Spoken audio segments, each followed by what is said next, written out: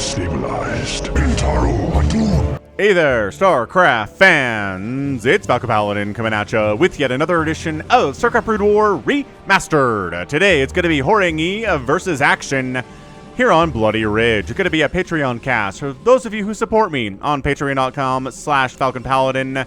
For at least $1 a month, you get to watch this a month before anybody else does. That is pretty cool.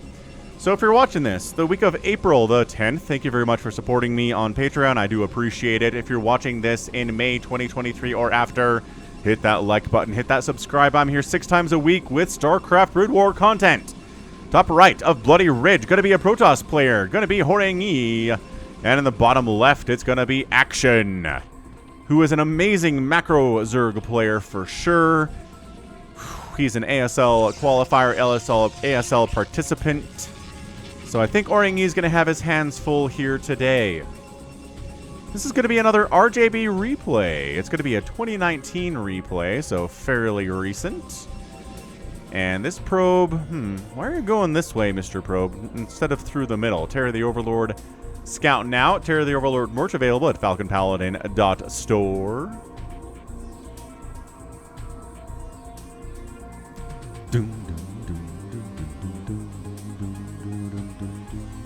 Alright, well, came in to see if there was a hatch first, but nope, it's an overpool play here from Action. On the other side, probably time for a Forge. Can't really get away with a Nexus first if it is going to be an overpool here. Again, fairly aggressive, fairly economical, just middle-of-the-road build as always. But I'm curious. It might actually be a Nexus first from Horang2. And I literally just said you can't get away with it. So, okay, good. I'm not stupid. It is going to be a Forge. Wow, he actually was saving up quite a bit of money for that. And I was like, oh, is he? Nah, no. If it was a 4-player map, maybe he could risk it for the biscuit. But no. Not on a 2-player map like Bloody Ridge is. But it is a pretty... Oh, man, this block is sick, by the way. All right, he's out. It's time. You can finally expand. It's cool. Making 3 sets of lings because of the delay on the second base here. These lings are going to come across the map. It's a bit of a wide opening for sure here. But this map does seem to be a little bit Protoss favored. I feel like in every PvZ that I cast on this map, it's tough. It's tough for the Zerg player. There aren't a million places to expand. It's hard for them to get up that extra base on the Protoss. The bases are far away. I mean, it's just generally tough in general. I just said generally tough in general. Man, my brain. Come on, brain. You can do this. We can do this thing. Gateway cannon. Probes kind of hanging out in case they need to block against lings that are coming across the map. One is. The rest of them are they're coming across too. It's fine. Ooh, did they kill the probe? Oh, I did not expect the probe to be killed by anything less than speedlings, but that's a nice boon from Action that they actually were able to kill that thing. Because now the lings can actually afford to come across the map. The probes are holding the line. This probe's like, so what are you guys up to? Oh, the jukes. Yeah, this probe's like, well, I guess I'm probably not getting home. That totally sucks. Action not getting speed. Action not getting gas, actually. Holy smokes. 3 hatch before gas opener. Wow, so not a fast lair, which means he basically is required to go Hydralisk Den. There's no way he's going to have a Spire up with Scourge out in time to deal with the Corsairs. Oh, so he responds to the delay at his second base by getting a quick third and absolutely 0 gas. Dude, if he gets a 4th... Holy crap, Action! I don't know that I've ever seen this before. He is going 4 hatch before gas. Oh, well, this... No, I think that started after this guy. Yeah, totally did. Okay, is it only Action? Is it only Action in all of StarCraft Brood War that would go 4 hatch before gas? What a madman. Oh, okay. Well, I mean, look. Cybercore coming in. I guess he figured it wouldn't be a super fast Stargate because the Forge Expand is a little bit slower getting into Stargate compared to a Gate Expand, so reasonable. Maybe he can get away. There's no way. There's no way he's going to get a Spire. Cybercore is done. Stargate's starting now. He's got 20 gas. Nope. Got to be a Hydralisk Den. So that's fine. Oh, it's already on the way. Why am I complaining about this? Hydralisk Den already on the way, obviously. The only way to deal with Corsairs against a Protoss who is 100 billion% opening Stargate. It's how this works, ladies and gentlemen, more than anything else. So I've got a couple Zealots, more for defense than anything else. I just said anything else twice in a row, too. It must be 12:25 a.m. Indeed it must. Yeah, so I spent the night tonight at my brother's house watching the men's basketball college championship. So like the March Madness final. It was a better game than I thought it was going to be. It's SDSU, San Diego State University versus UConn. So like the two coasts, California and Connecticut, fighting against each other. Pretty good game. It was, you know, not like the best game I've ever seen, but it was all right. It was fun to hang out with my brother. We talked about family stuff. Talked about politics a little bit. Got into some drama he's having with his, let's see, his wife's sister and her ex. So it's kind of like his ex-brother-in-law. Fun stuff, man. Fun stuff in relationships. Anywho, so yeah, and it was crazy snowing today. Took me like twice as long to get home because the roads were snowy and terrible, and then I had to shovel the driveway, and then I sat down to cast, and it was 12:30. So anyway, it's good. I'm feeling fine. I got plenty of sleep last night. I'm not like sleep deprived all that much or anything, but regardless, Templar Archives coming in for our Protoss player pretty quick, honestly. It's fine. Maybe gonna go, I was gonna say Arbiter, but not really that common in this matchup, but hey, could be. Could be a thing we get is some Arbiter play. Why not? Bloody Ridge is a weird map. Ooh, canceling that +1 attack upgrade would be sick. But the range upgrade for the Hydras is too far away. I mean, if they wanted to take a ton of hits from these cannons and from these Zealots, they could probably snipe the Forge, but too many Hydras would die in the process. So it would not be worth it, is Action's professional estimation. Man, it would be so cool if he could have delayed or denied that upgrade. It would have been so nice. He's going to try to sit up here and take down this Forge and this Gateway once that range upgrade finishes. Storm is too far away to do anything about it. Zealot legs done. Move, Zealots. Show me how fast you are, boys. Prove it to me. Not happening. All right, fine, I got you. Yep, range finished. Yeah, I don't think these guys... Wow. Is Zealot legs not even being researched? What is going on here? What a weird choice. Okay, we're just sacking this Gateway and this Forge. Extra cannons coming up. Yada, yada, yada. We've seen some PvZs like this recently, where the Hydra pressure shows up. The Protoss commits enough to stop it. Ooh, I don't know. I am not convinced. Oh, boy. It's still a lot of cannons, and attacking those Zealots takes a lot of time, and that's time the cannons are shooting you in the face. So it's cool. You know what? We're going to let you live with your cannons here. We're not going to try to kill ya. I think that's a fair trade if you're a Protoss player. Spend some money on cannons and the Hydras don't murder you. It's like investing in a dog or a home security system or a sign for a home security system so that robbers just go to a house they think doesn't have a home security system. I don't know. I don't do any of those things. I don't have a dog. I don't have a home security system. I don't have a sign for a home security system out in my front lawn, so I guess I'm just a ripe opportunity, ripe pickings for any burglars in the neighborhood. Good thing nobody knows where I live. Whew. I do have a cat, but I don't think the cat would do anything to a burglar. Not that dogs generally do anyway. I don't know. Macro hatch coming up here from Action because it's Action, the macro king. He's got one coming up at the third base too. So 2 macro hatches in production. This 4-base stuff, it's at 43 drones, man. He's getting lurker aspects. I think he's just trying to get all of the Hydralisks in the entire world with this build. Is it going to work? I don't know. Hey, look, Zealot Leg's finally getting started. It feels like maybe Horang2 forgot about that upgrade. Like, it would have been nice to have. Might have allowed him to maybe save this Gateway or this Forge, but nice dodge on that Storm. Wow. He just dodged right to the edge of the effectiveness of that Storm and parked himself there. That was a super cool move by Action. By the way, Snow's watching. What's up, Snow? He's got 16 APM. Cool stuff. Snow, probably the best Protoss player in the world right now. He is good. He is terrifying. Another macro hatch, dude. When I said Action is probably the best macro Zerg player in the world at the start of this cast, Did you think to yourself, well, we're probably going to get 4 hatches before gas and probably get like 3 macro hatches on top of that by the 10-minute mark? No. That probably didn't come into your mind. It didn't come into mine. Queen's Nest coming into the third base, kind of hiding it from scouting, although third bases are traditionally under attack by zealots at this stage of the game, so I'm not sure trying to hide your tech at a third base is the way to do it. Also, no Sunkens. He's invested nothing into Sunkens, nothing. I guess there's 1 Sunken here. There's 1 Sunken at the 4th base and a couple lurks. He is worried about zealots attacking this base. Not so worried about them coming into the 3rd, but got some lurkers in position to kind of cover the natural base and the 3rd base at the same time. I like that positioning a lot from Action. Hydras are like, are you getting a 3rd base? Yeah, Hydras see the army coming over here to defend that position, recognizing that's enough to tell me there's a 3rd base coming up. This isn't some kind of a 2-base crazy Protoss all-in from Horang2.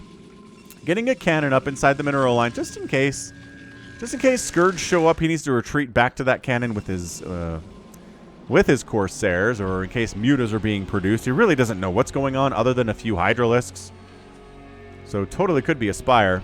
Evolution Chamber coming up inside the main. Hive upgrade too. We're probably going to see some of that Dark Swarm and that Plague. We know how that works. And then, yeah, what it comes down to is these corner bases, top left and bottom right. Whoever controls those bases probably going to win the game. It's just hard. It is hard to control them as a Zerg player on this map. They're so far away. You can Nidus support them, but even that's difficult. The center is a nightmare to hold as a Zerg player against Protoss, because they show up with Reavers right here and go pew, pew, pew, pew, pew, pew, or they like storm drop back here, pew, pew, or they can storm from here and get your guys. Yeah, I've cast some games on this map where a Zerg player is just absolutely desperate for money, takes this base, and like terrible things happen to him from the Protoss. It's not even worth it against Terran, because siege tanks can just park here, and your bases are dead. Like your 1 hatch or your 2 hatches, whatever you do there. Storm up. Pretty well dodged, I would say, there by Action. Action, action, action. Ooh, Spire is on the way from Action. He's not going to forego it entirely. Mainly because having Scourge to deal with Observers is really nice, even if you don't necessarily want them for the Corsairs. Adrenal coming in. These Lings will be 40% more effective soon. The Zealots are sitting here on, they got the speed upgrade now. We've seen that for a while. 2 attack and 1 armor upgrades, which is awesome. The Hydras are at 1 attack, no armor, and the Lings are at 1 armor, no attack.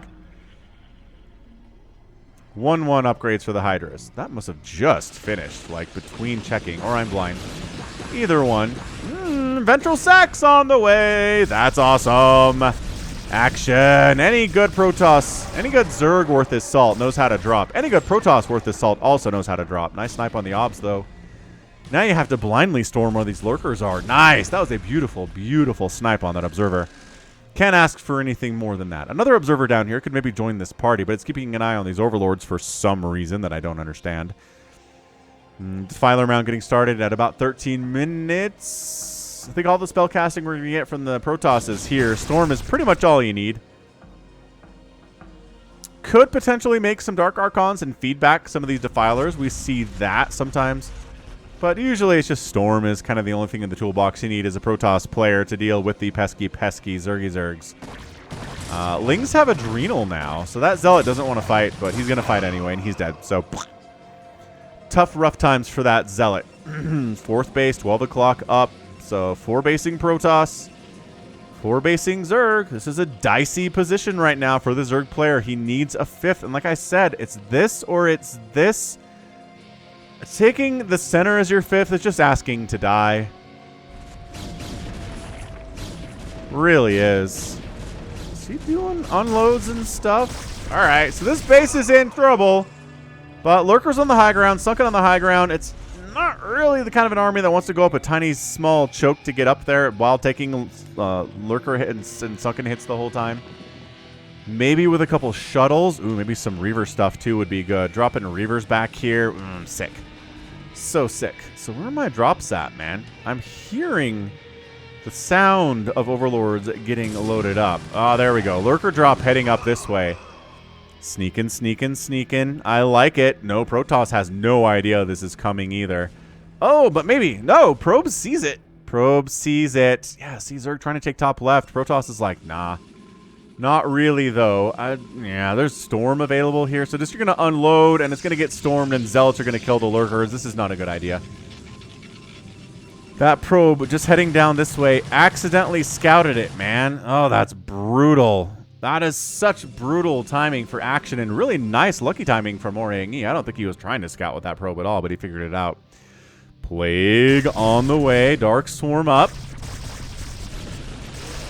As always, my Psionic Storm doesn't care about your Dark Swarm. Terrans are like, man, I wish we had Psionic Storm. Dark Swarm would be so much easier to deal with.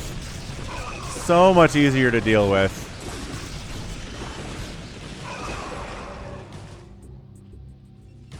Yeah, these Lings aren't going to get anything done. Maybe kill this. Maybe focus on this guy right here. No? Okay. That High Templar really should be dead, but instead the Lings went into a Zealot Dragoon army that greatly outnumbered them, and they all died. Yeah, not the best control here from Action. But again, more of a macro player. I didn't call him the best micro Zerg player in the world, that's for sure. Bottom right expansion from Action, trying to come up here, but Zealots, nom, nom, nom, nom. Sounds like they're eating, doesn't it?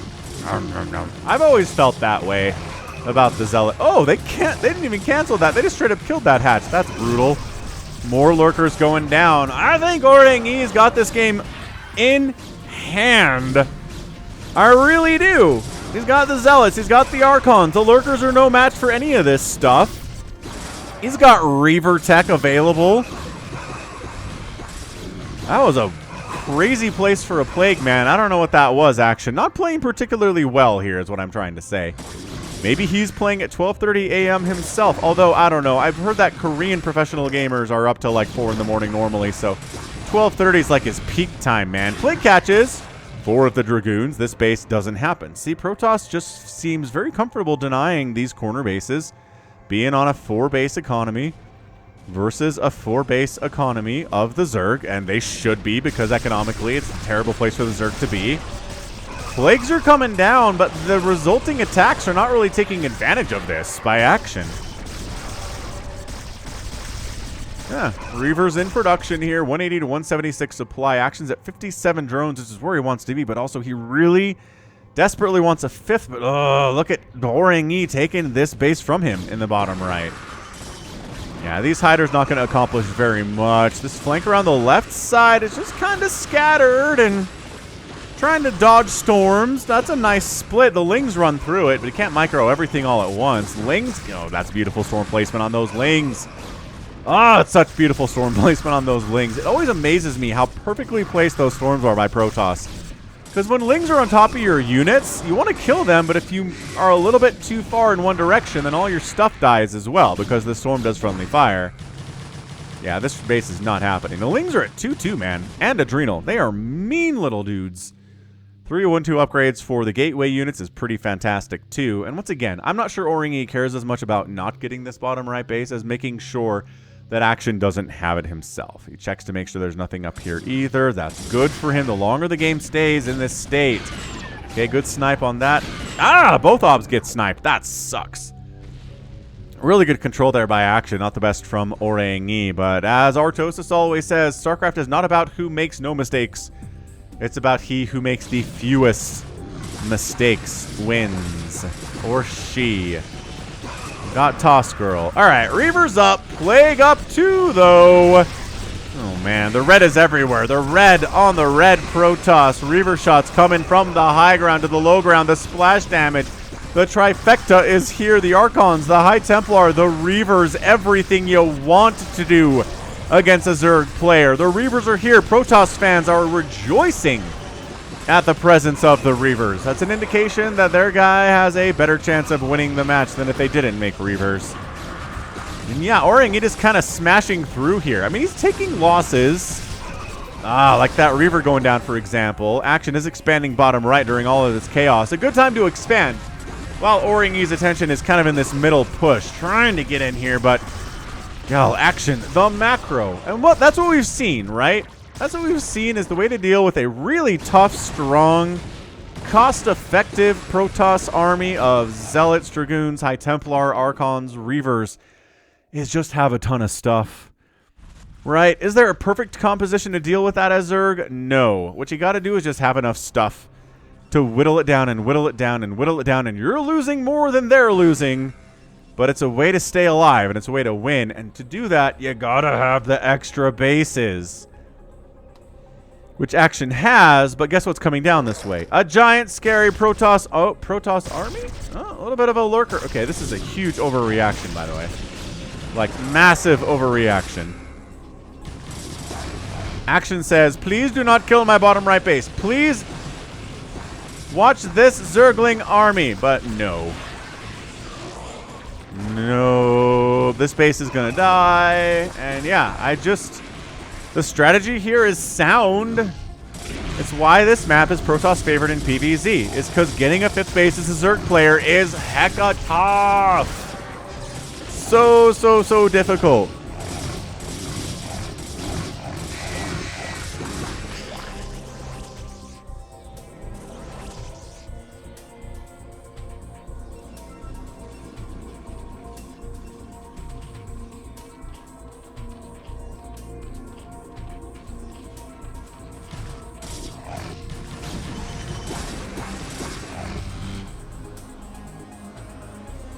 Yeah, if this doesn't change, I don't know what on earth Action is supposed to do here. He has the right idea. Out macro, outproduce your opponent. Kill them that way.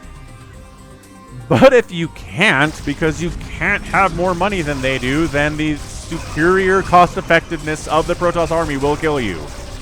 It will. You will die. The storms shall blanket your lurkers. Forever and ever. Amen.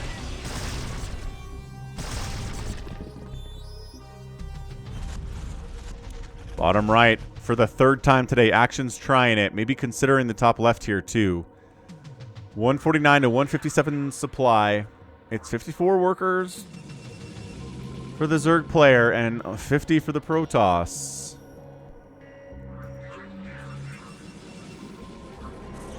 And we're into the more Archon-heavy situation here compared to the Dragoons because the Dark Swarm is so hot and heavy, etc., etc. Right? The way to deal with this is a ton of Hydralisks, but then if there's enough Storm to counter those guys, it's tough. Like I said, late game Protoss armies are tough to deal with if you can't get those extra bases. Action is trying to commit enough stuff to keep this thing alive down there, but also he needs to commit enough stuff to deal with this ginormous... Okay. Plague catching those Archons. They do not care...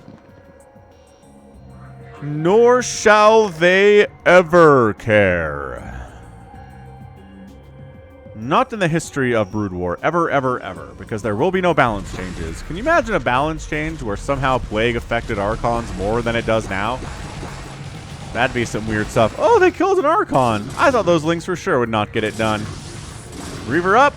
Oh, try to get a... There you go. Shot off on the retreating Defiler. Yeah, the number of lurkers that have died today is incredibly high.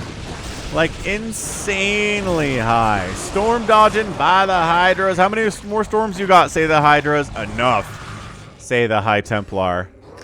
We have enough, thank you. There's like 5 of us here. Don't worry about it. And once again, the priority... Ooh, good snipe on the Obs again, though. The priority here for Horang2 needs to be to kill this bottom right base. With enough Storm, he can do it. And of course he has enough Storm. Of course he does. What else is he going to have? Oh, free lurker there. Oh, maybe not, though. Maybe not targeting the lurker. Okay. You don't have any detection. I feel like targeting the lurkers would have been a smart move there, Horang2, but the lurkers are getting some nice spines off on your High Templar and your Archons, good sir. Wow. I think that battle might have gone a little bit differently if you'd focused those lurkers that were above ground before they burrowed. So Action saves this base, but at what cost? Well, a lot of dead Hydras and a lot of dead lurkers and a lot of dead Lings and a lot of dead Defilers, but he's giving what he's getting too. Like, a lot of Archons died in that previous battle. Those aren't cheap. That's 300 gas each. Zealot army alone trying to come down and deal with this. And, you know, not bad. Speed lot against kind of a Ling Hydra army. Gonna hold. Oh, these Obs getting sniped. Or, okay, if Action wins this game, it's because of the Obs sniping. Just throwing that out there in case you were wondering. Oh, but the Zealots continuing to live. Some of them are like, we focus down the hatchery in time. Probably not, but we're going to give it a shot anyway. Maybe we can focus some drones. Yeah, these zealots have been really nice at priority switching. Going after drones, going after the hatchery, going after hydras, whatever the need was there. But they dead now. So Action hanging onto this base. Not that there's a ton of income coming in for him from it, right? I mean, he's got 2 drones on the minerals right now. It's not super hot. No gas income from this either. Nobody has, I think, ever even tried to take the top left today, which is interesting. But we've got more Reavers coming inside fast shuttles. So that... Okay, so we're waiting for those. More... Oh, that Reaver hit was sick! Another crazy plague, though. Reaver shots from all the way downtown, man. This hatchery is taking hits from something that's not even on creep. Shuttle sniped. Reaver's on the ground and very almost dead. That thing has 2 HP and 15 shields, but maybe it can kill this hatchery with all of the hope in its heart. Blocking access to the Reaver with some Zealots, with some Archons. I'm liking this. This is good micro from Horang2. Ah, but the Hydra's got it. Why are you over here? You should be protecting the guy. All right, well. I mean, oh, the plagues. I don't know how many of these guys are previously plagued. Actually, some of them weren't. Good plague. Not redundant here. Comes on in, has a new observer available. Dark Swarm comes up. The army pulls back a little bit. Doesn't quite like what they see there. I guess Morlings coming from the top, Morlings from the bottom. This is just a very tight battle for the bottom right corner. Once again, no real income is happening here from Action. It's barely measurable if it exists at all. Just throwing that out there.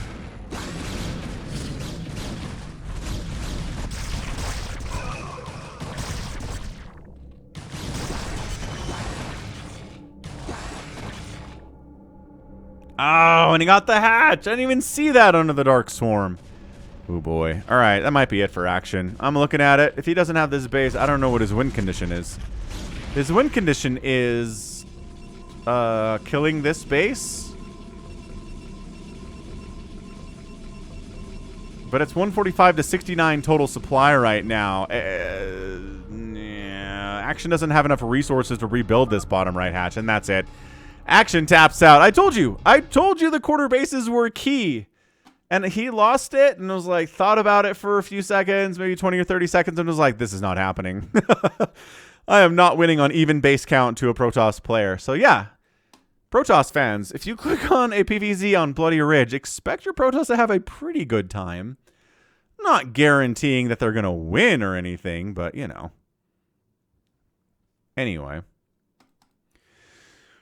Well, that was amazing. I mean, that was one heck of a PVZ. And yeah, Horang2 took down the greatest macro player in the world by just keeping him on 4 bases. Did he have macro hatches galore? Yes. Did he get 4 bases up before he took his first gas? Absolutely. Was he in a great position? Yeah, until he couldn't get a 5th base. And that was it. Protoss has a really easy time defending the 4 bases they can get on this map. The corners are hard for them to hold, but harder for the Zerg. He doesn't even need to try to take this. The center, nobody touched it because, of course not. It's effectively death for whoever goes there. I actually have seen Protoss players try to take it. And then Lurkers sit right here. And Lurkers come through this area, and they poke here. And it sucks. It really sucks to defend as a Protoss, too. So nobody tried to bother with that one either. But yeah, I mean, this is the battle for the bottom right. Once the battle for the bottom right was decided, that was the game. And sometimes wars are like that. Sometimes wars are about one specific battle. One country, one side wins that battle, and that ends the war. It's nuts. It seems weird, but it's the truth. And that's what that was. So well done, man. Got the win. Horang2 is our victor. 226,000 points for Action. 234 for Horang2. Outproducing the Protoss was the Zerg player by about a 7-to-3 ratio. Kill death ratio 3-to-1. Reasonable for sure. The future writing on the wall, though, was tough. And yeah, outspending your Protoss opponent by only 2,000 resources here in 27 minutes is simply not enough. Simply not enough. Whew. So well done. Excellent job there, Horang2. And that's going to be it from me. This has been Falcon Paladin coming at you with yet another edition of StarCraft Brood War Remastered. Go ahead, hit that like button, hit that subscribe if you like what you saw, what you heard today. You can also catch me on Twitter, Facebook, Patreon, and Twitch, all at /Falcon Paladin. And until next time, as always, thank you so much for watching, and you take care of yourself.